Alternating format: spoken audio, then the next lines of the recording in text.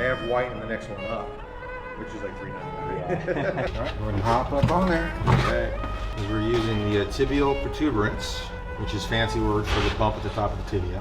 Have we had any broken bones, injuries, surgeries? For long legs, you actually have longer femurs. So I've got you set up a little high, a little bit four of them. But also you're going to be doing triathlon. I'm just going to more set up that right now. Yeah. Not gonna lie, I'm a little nervous for this ride. Let's just hope we get home without any accidents.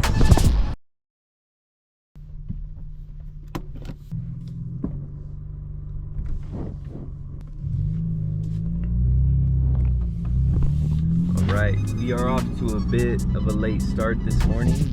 Right now, I am going to hit the gym. We got a shoulder-based workout, shoulder dominant.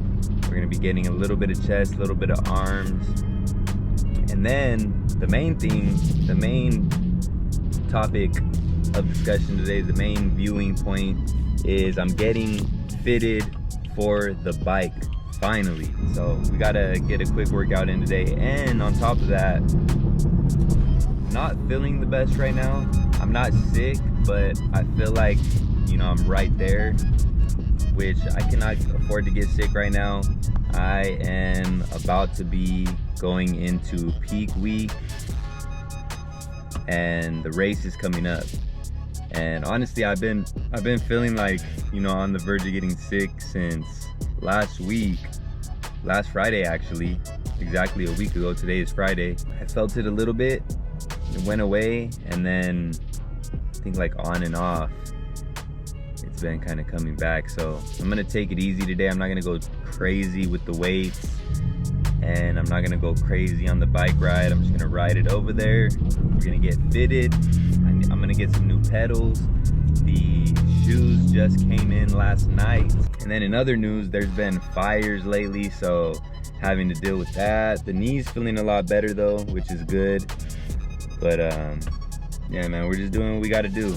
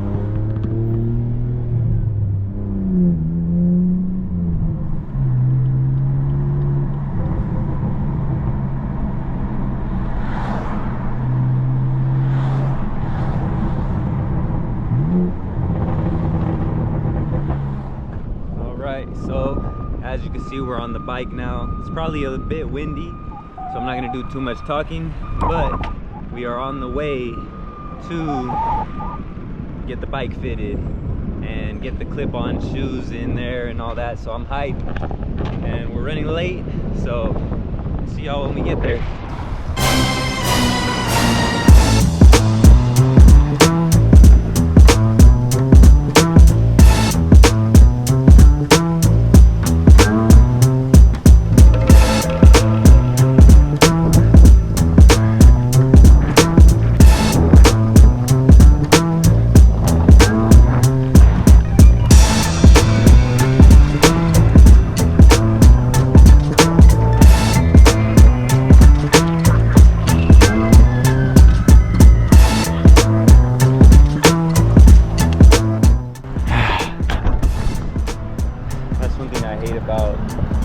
Riding out in the open like this, too many stops.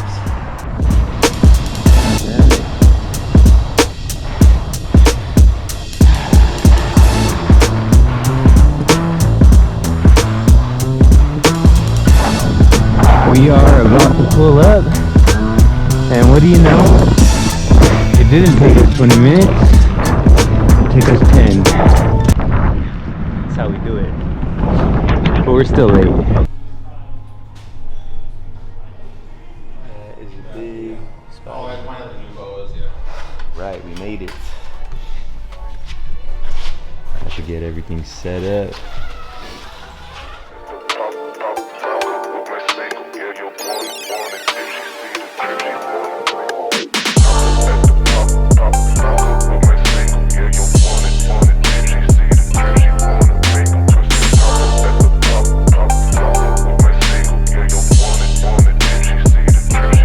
Well, this is a single-sided entry. Okay. These guys go for about $65. Sounds good. Good, and then I'll go ahead and get them mounted up. Sounds good. Thank you, sir.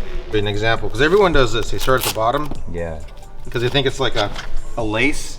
Your shoes don't lace like that. You're starting to feel a little bit of pressure. Right. So we're gonna let those loose. Go ahead and do one of these. Kind of scrunch up your toes. Now relax. You're literally just gonna get rid of the extra. That's all you have to do, because this is the one that handles the most. Okay. On a cycling shoe, the heel handles the backstroke. Uh-huh. This first strap handles the up. These are for comfort.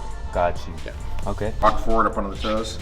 So see all this looseness here? Yeah. I'm gonna say these are probably a hair big. Just a bit big. Give me a toe wiggle. All right, so you've got, and you're way back here. That's your big toe, right? Yeah, it's a little bit. You're a little big on these shoes. It'll work, to start with. Okay. Are you doing triathlon? I am. Okay. Yeah. Do you ever do days where you're doing block training, where you're running then cycling? Cycling then running, yeah. Normally, that's what we want, because that's Yeah. transition to. Yeah. Some people will flip it. Yeah. The reason I say that is because if you do go running first, your feet are going to swell. In that Okay. case, having a little bigger shoes, not Yeah, bad. I don't run first. Ever. You don't run first? Okay, It's always perfect. cycling first. That's the way it should be. Yeah. Yeah. Okay, so let me go ahead and pop this off. We're just doing this kind of for size.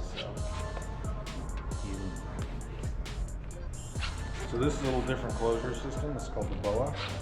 So you just snap it forward and you dial it in. Yeah, I've seen And that. that's going to crank in it. So go ahead and do one of those. Get your under back in there. All right, put it back down. There. And this is, okay, stand up. Give me a toe wiggle. You about there? Yeah. You're not at the end. Even that's a little on the wide side. So this is a wider foot last. I like that, yeah. But you can see how much room there is. Yeah. You don't want that on. Yeah, don't really want that. Go ahead and pop that on. How do we get out of these? Oh, there we go. I figured it out. Slightly different with the gel for breakfast.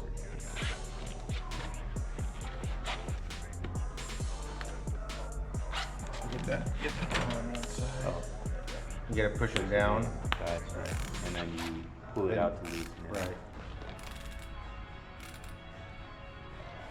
So see how there's less slop there? Yeah. So this is the same size shoe as this one. They're both the wider, but it's a different level of shoe. And the biggest difference is here is that this uses one closure up on the top and it's just Velcro down below. Yeah. This uses the one Velcro, or the one closure up here and a separate closure, so we can actually get the tension correct here. Here you can't, because it's trying to pull from above. Yeah. So that's why, even though there's shoes that have two closures, sometimes one does two, another one just does below here. Yeah. This is nice because it does both of those. There is another shoe above there that takes to the next level, but that's what I recommend. So this is their entry-level shoe, in that it's got a resin sole. Okay. That one's a full carbon, but the big difference between them really is the way that the closures work. It's the same foot last, the same mold they're using, but because the closure systems are different, you can see how much of a better hold that has of your foot. And this is the next size down. So yours are 46s, these are 45s. Again, we go off the European, we don't go off the equivalency charts. So yeah, they're calling this a 12 when you have an 11 and a half. It's like, that's not right. So, yeah. And how much are those on footwear? So these are, 400. no, 139, 139. and then 274 are the ones that you've got on now. Then they go up to 399 or 499 and stuff like that. So those are 139? 139, yeah. But again, they were really loose Yeah. on the outside. So, Yeah.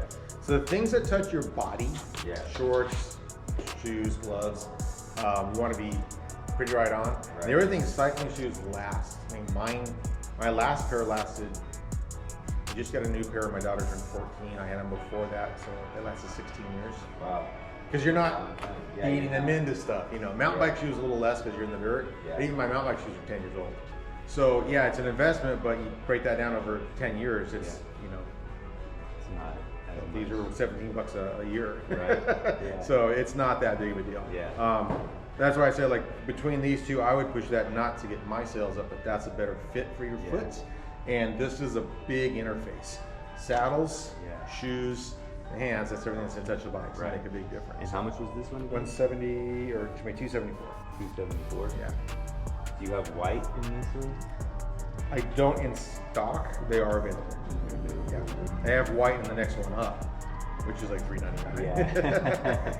I'm gonna try the next size down in the lesser shoe, just to see. As long as we don't slam into your toe at the end. Yeah. Is your left foot your bigger foot? My left foot is my bigger foot. I knew the grease is a little stiff, like see how slow that rolls? Yeah. But typically, they're gonna hang toe high.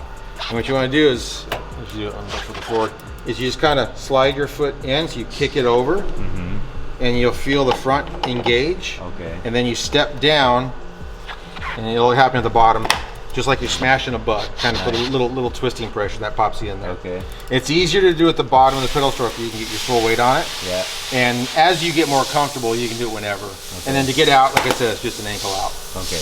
And it's pretty easy when you're on it. The reason you want to tip forward, like around, some people step down, and then you're on the back side. So you always kick it forward. Got you. Kick forward and slide until you engage. That's the natural thing. And after a while, it becomes muscle memory. Like I don't even look down; just get into it. Yeah. All right. And boom, then you're set. Nice. Go ahead and pop those on. All right, go ahead and hop up on there. Okay.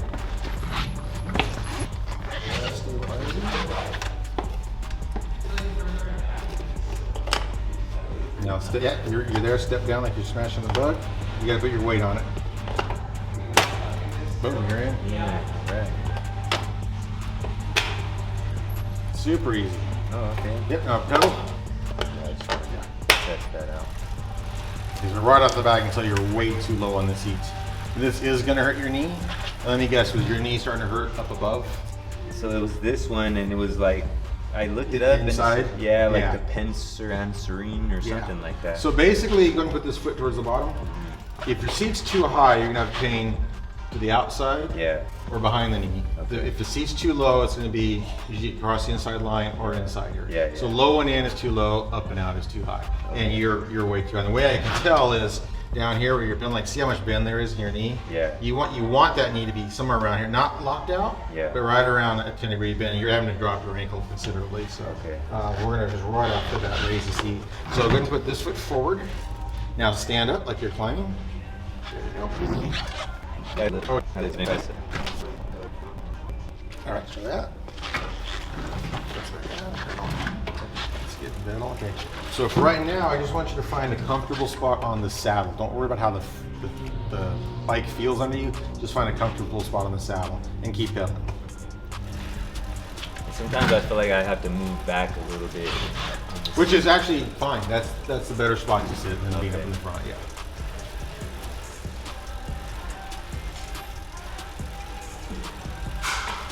Okay, and once you're comfortable, go ahead and come to stop with this foot forward at 3 o'clock. So right about, a little bit more, about there. Now grab this brake and hold it. That way you can put some pressure on there. So what I'm checking right now with the plumb bob is we're using the tibial protuberance, which is fancy word for the bump at the top of the tibia. This correlates with the center of your knee. You want that plumb bob to go right through that pedal spin, or be just a hair behind. Ryan, you're about a centimeter behind, so you're in the safe range there. Okay. Go ahead and pedal around some more. Don't look down. And then when you're ready, come to a stop with this foot at the bottom of the pedal stroke. Don't try to lock your knee out or straighten your ankle, just let it be where it is. I'm gonna move you back a little bit. I'm gonna put my hand on your hip for a second. Okay. People are always easy to find stuff. It's not too bad. All right, let's go ahead and pedal around for me. Have we had any broken bones, injuries, surgeries? No, I've had a torn ligament in my right ankle.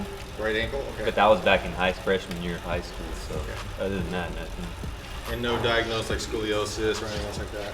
That when I was very, very young, they did mention something like that, but then the next time I went in, they're like, oh, it's not there anymore. So.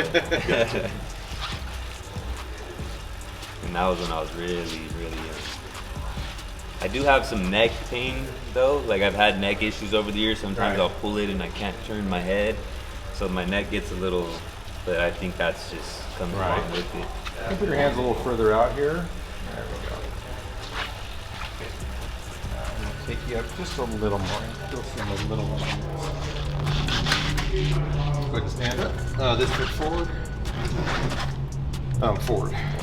Just so I can work the tools in here. Yeah. Move this thing forward just a hair. Because as we go up, it also goes back. Oh, okay. And you're already behind the spindle quite a bit. I'm also going to tilt the saddle down just a smudge. Okay. Keep some of the pain out of the perineum.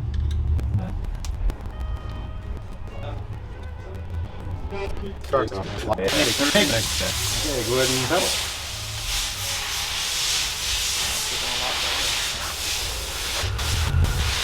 How much do you run?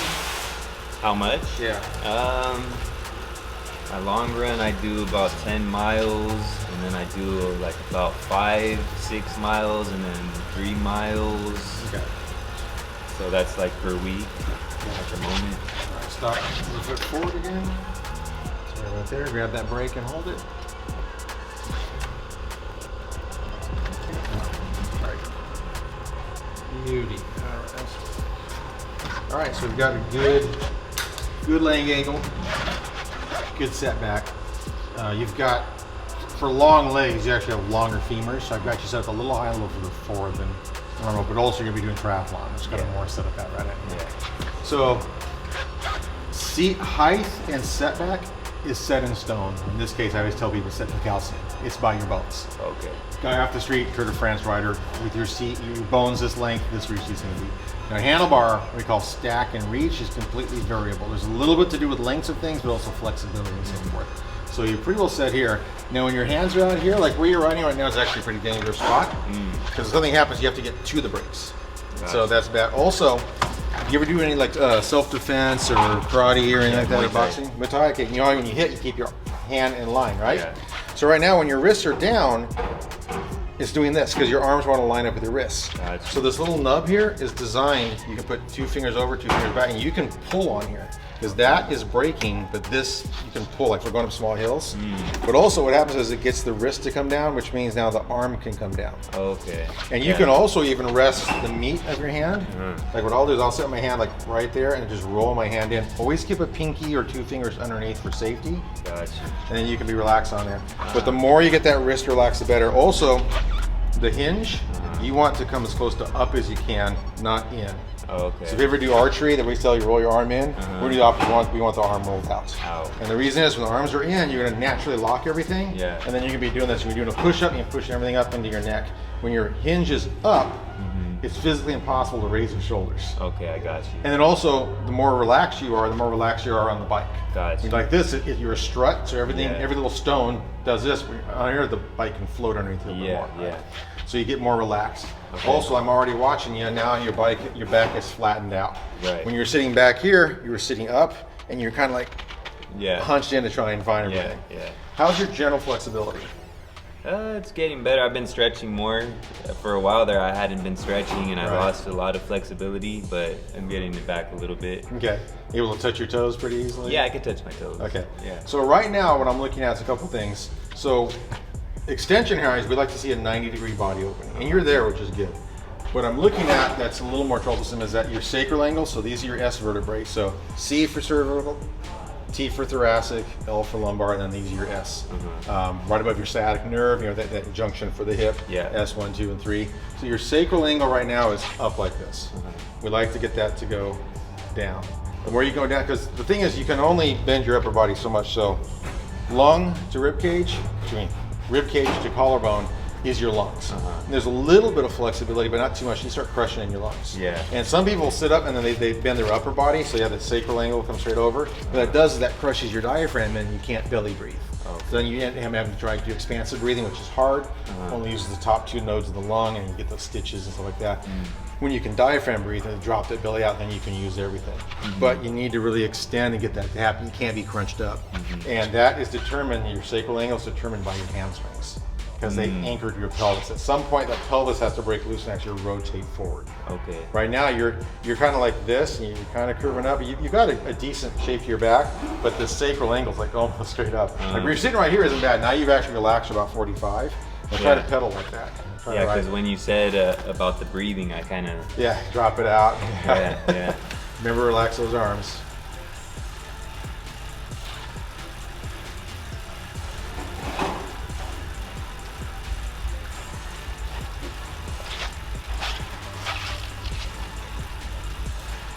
Another thing to do, just as a matter of technique, on the upstroke, bring your knees in like almost like you're trying to rub this bag. Not quite that extreme, but try to bring them up. That way they're already in the right alignment to push down. Gotcha. Natural for guys to be a little cowboy stance, and the legs kind of go out, which isn't good because this is a hinge. Hinges don't like to be twisted. Right. But if you're already up here, then you got to try and make that mechanism come over and push down. That's kind of a weird thing. If you come up, you're already ready to go and push down. So. And the advantage of having the clip pedals, when you had regular pedals, all you could do is push down and maybe scoot back a little bit. So you only had this part of the pedal stroke. Now you can pull back and up. So what I do, or I try to get people to do, is I start coming over dead center here, start dropping this ankle, and push forward like you're stomping on the brakes. Okay, you got all this power. So you should be pushing forward to about here. Then at this point, now you're going to pull back like you're scraping mud off your heel. So it's stomp on the brakes, scrape mud off your heel, and then at this point, you're going to come up. It's self-defense. It's kneeing the attacker. And you're going to use basically the quad and then just pull that in the hip extension, bring that leg back up. Oh yeah. It's, all of a sudden you got all this power. So. It's an over-accentuation, so you get used to it, try to bring the knees in, This is a high repetition sport. They used to say it takes 10,000 repetitions. Okay, so with clipless pedals, like when you're riding home today, you're gonna be hyper vigilant. You see that stop sign coming, you're gonna click out and come to a stop.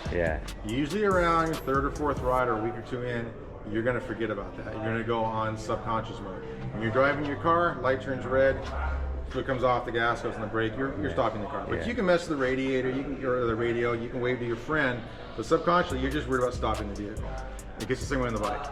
You ride along, street lights come up, oh, that's a cool car, here's my friend, hey, and you stop and you realize you didn't click out. All of a sudden you're doing this and then you fall over. We call them no speed crashes. So it becomes the second nature thing. You want to be able to click out. The other thing to remember is that your hips dictate where the bike goes. Even steering, you don't steer a lot, you actually kind of lean in a little bit. So if you want to click out to the right hand side, you want to lean to the right, click that foot out with your hips. Doesn't matter what your upper body's doing. The bike and the hips are going to follow you, and then you can put your foot down. If you're one of these people and you fight, so now my foot's out, but which way are my hips going? They're going that way. And you fall over. So you got to remember which way, always click out there. Got you. The other thing is I'm going to have you try this. Let me grab the camera, I'll turn it around. So you're coming to a stop, go ahead and click out your right foot. Okay, so this is where clicking out sometimes can be easier done at the top. Okay, so I want you to put all your weight on your left foot. With it in or out? Okay, clip in. So you're riding along, you see a light coming up, put your left foot at the bottom. Literally put all your weight on your left foot, like you're standing up on your left foot. Go ahead. Right here? Or at the bottom? On the bottom of the pedal stroke. Now click out your right, and then come off and put your foot down on the right. That's all you need to do. You don't need to click out both feet. If you try to push off with your feet, you're just gonna wear your cleats out. Now, while you're in this position, you're a three-legged stool. You've got two wheels and a foot. You're super stable. Bring your left foot up, like pedal backwards, and bring that pedal up in front of you. So right about there. Now in one motion, you're gonna stand up, pushing down your left, and you can lift yourself up. Yep. So go ahead and up. Now you see how your back wheel is still spinning? That means your bike is moving forward and you have time to look down and put your foot in. Okay? If you try to push off and then get your foot, you never have enough momentum to do anything. And then you kind of stumble and try again. You can pedal, not clipped in. That's not a problem. Just to get through the intersection. Yeah. But the biggest thing is get used to that motion of pushing and lifting yourself up. That's going to get you rolling, and then take a soft pedal or two through the intersection, and then get your foot going. Gotcha. So always gotta go this way, and then just so I could get going. Yep, exactly. I'll probably want to pedal once. Probably pedal once or twice, and you can actually lift yourself onto your seat. You don't have to stay standing. Oh, okay. Yeah, and for me, it's always easier to bring the pedal forward. Because the bike is parked, they just lift it, exactly, lift it forward like that, and then stand up onto the seat. It's hard here because you're locked in to the stand, but that gets you going, yep. Okay. That's the most important thing. All right, thank you, sir. Yep. Not gonna lie, I'm a little nervous for this ride. You got the cleats, the new pedals, the new fitment. Bob was amazing, man. He gave so much good tips and advice. My camera actually died, so I didn't get all of it, unfortunately. But we'll go over it in a minute. Let's just hope we get home without any accidents.